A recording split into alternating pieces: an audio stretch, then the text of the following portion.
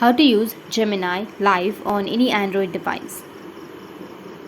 So if you want to use Gemini live on your Android device, then what you need to do is you just need to simply go and search for Gemini at first and go with gemini.google.com. Once you're on your Gemini, now as you can see that I'm using a browser version, but if you have your application, then you can just simply go with the application, Gemini application, which will be easy for you to use your Gemini live. So here you can go with the upper left, go with the drop down, and from the drop down you need to make sure that you're on your updated model, and here on the bottom right you will have your live option. You just need to simply tap on Gemini live, and after opening your Gemini live you will have a video icon on the bottom left.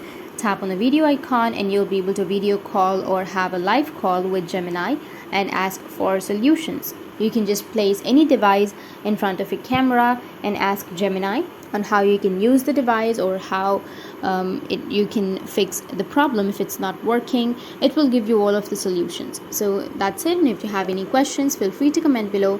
Thanks for watching.